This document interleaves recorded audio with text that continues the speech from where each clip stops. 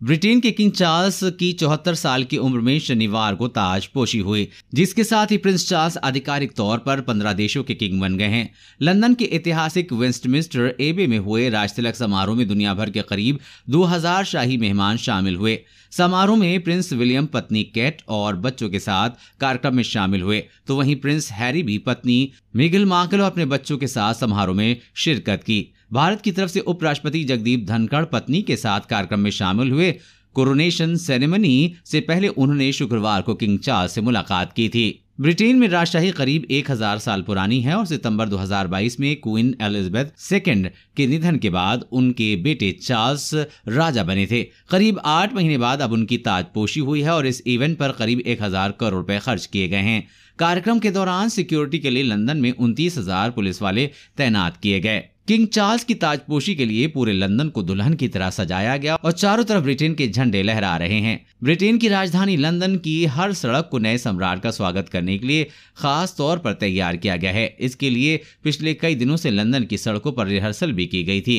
हालांकि 1953 में महारानी एलिजाबेथ सेकंड की ताजपोशी की तुलना में सम्राट चार्ल्स के राज्याभिषेक का कार्यक्रम छोटा और कम समय का था।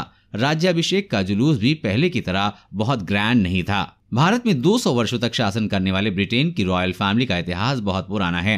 दरअसल सन 1600 में जब भारत में ईस्ट इंडिया कंपनी की स्थापना हुई थी, तब ब्रिटेन में महारानी एलिजाबेथ प्रथम की हुकूमत थी। महारानी विक्टोरिया 20 जून 1837 से 1901 तक United kingdom of great Britain और आयरलैंड की रानी रहीं। उनके बाद ब्रिटिश साम्राज्य की बागडोर उनके बेटे और उत्तराधिकारी एडवर्ड सप्तम के हाथ में आई। एडवर्ड सप्तम 1901 से 1910 तक यूनाइटेड किंगडम के सम्राट एडवर्ड सप्तम के बाद ब्रिटिश सत्ता की बागडोर उनके बेटे जॉर्ज पंचम ने संभाली।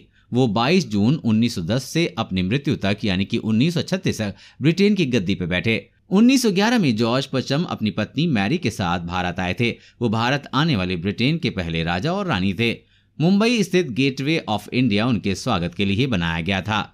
जॉर्ज पंचम के बाद उनके बेटे एडवर्ड अष्टम को राज परिवार की गद्दी मिली थी, लेकिन 1936 में अमेरिकी सोशलाइट वॉलिस सिम्पलसन से शादी करने के फैसले के बाद उन्होंने 11 महीने के बाद ही गद्दी छोड़ने का फैसला किया।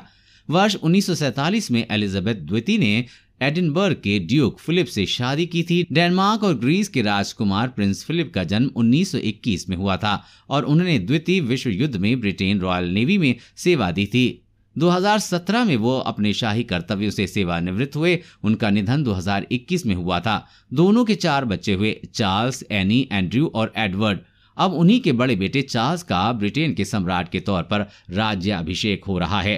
दोस्तों, अगर चार्ल्स का राज्याभिषेक आपको अच्छा लगा है तो कमेंट में आप जरूर बताएं अपनी राय और हमारे चैनल को सब्सक्राइब जरूर करें और अपने दोस्तों के साथ फॉलो भी करें।